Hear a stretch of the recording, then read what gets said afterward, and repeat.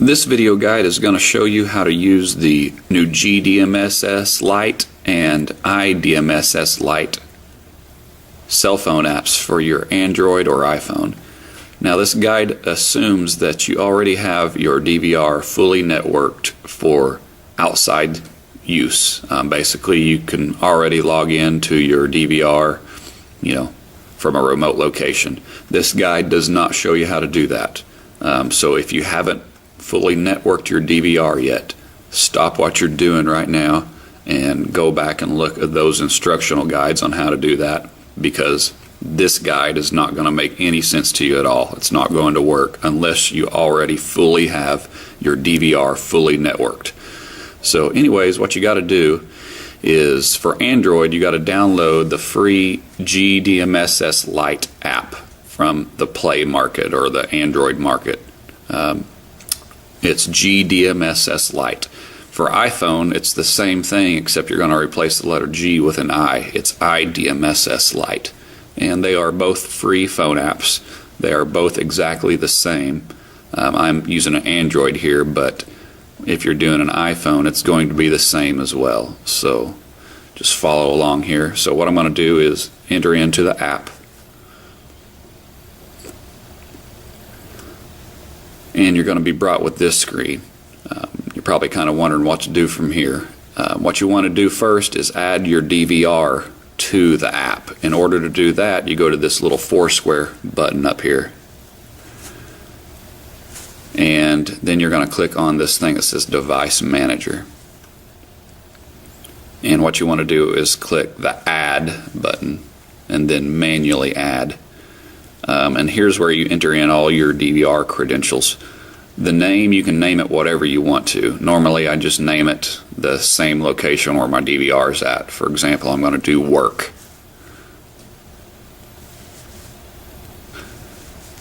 Address is going to be your DVR's, or your IP address that you're trying to access. Now if you got this set up for remote outside use, you're going to want to put in your public IP address. You normally always want to put in your public IP address here. The only time you'd ever want to put in your local IP address is if your cell phone is connected to the same router wirelessly that your DVR is connected to.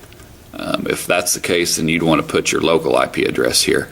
But just remember, once you step outside of that router's wireless network, this local IP address won't work anymore, and you'll need that public IP address in here. So normally most people are going to be connected to their cell phone's 3G connection, and if that's the case, you definitely need to put in your the public IP address of the network where your DVR is at. In my case, I'm going to put in we have a DDNS name, and I'm going to put that in here.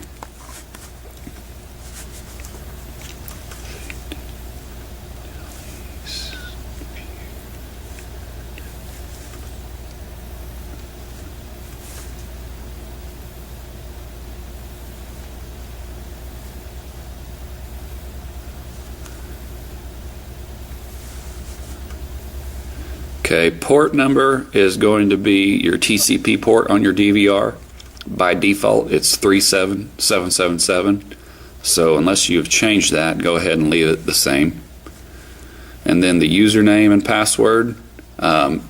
It's good to use a admin username and password for this to get full compatibility from your cell phone app. But anyways, just go ahead and put your username and password in here.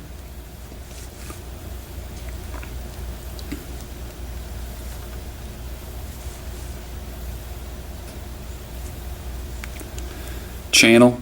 This isn't really that important because if you put in the incorrect amount of channels, it will correct itself once you log into the DVR from the cell phone. But I'm going to go ahead and put in the correct amount of channels just to be safe. I have a 32 channel. And after that's done, you're going to want to make sure to click Save up here. Okay, and then as you can see, it saved my DVR in there. Now go back to this little Foursquare screen, and then you go to Live Preview.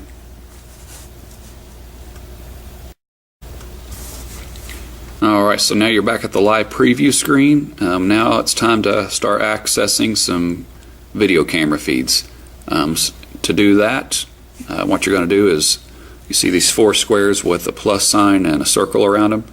Just do a slow double click on any one of them. Actually, you can just click on them once. And then you'll see your whole device list here.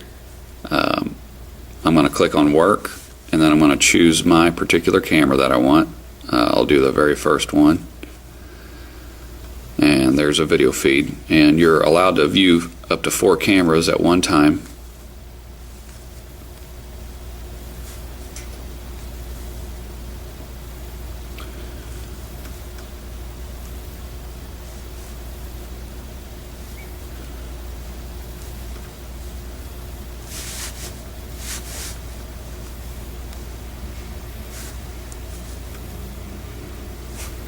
Alright, so there's my 4 camera feeds. Now, normally, yeah, there we go. You can turn it sideways to get a little bigger view. Now, if you want to view a camera full screen, you just simply double click on it like that. And to go back, you just do that. Pretty simple.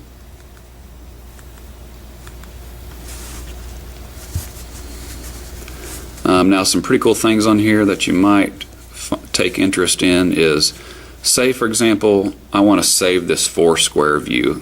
That way next time I come in here I don't have to open each camera individually.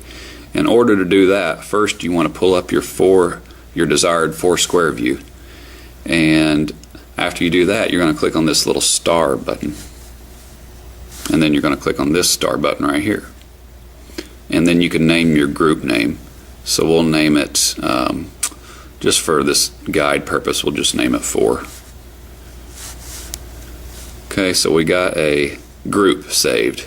So what I'm going to do is close out all these videos. And here's another cool thing. If you want to close out one individual video, you can click on the video feed that you want to close out and then click this little X sign right here.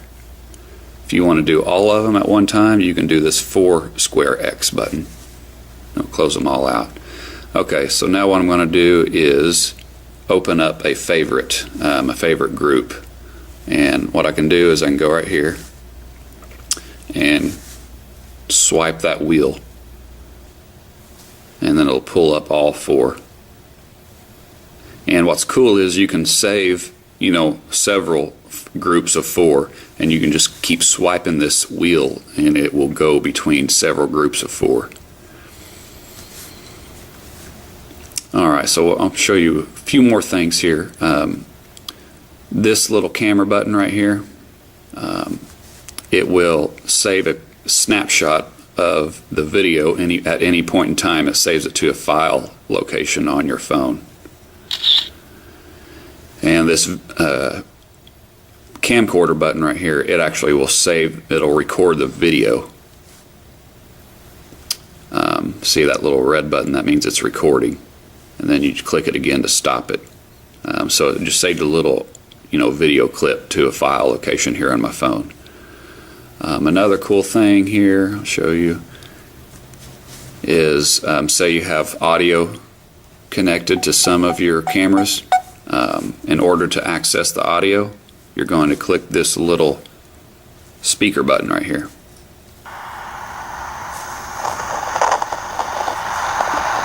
And you can kind of hear that wind blowing out there.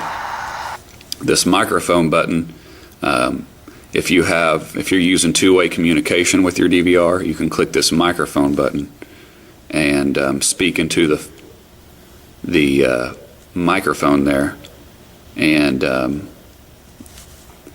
the user or the person that's at the DVR location will hear you. This only works if you have like a speaker connected to the DVR using two-way communication, but that's another cool thing. And but that's pretty much how you use it. It's a pretty cool little app, and just let us know if you have any questions.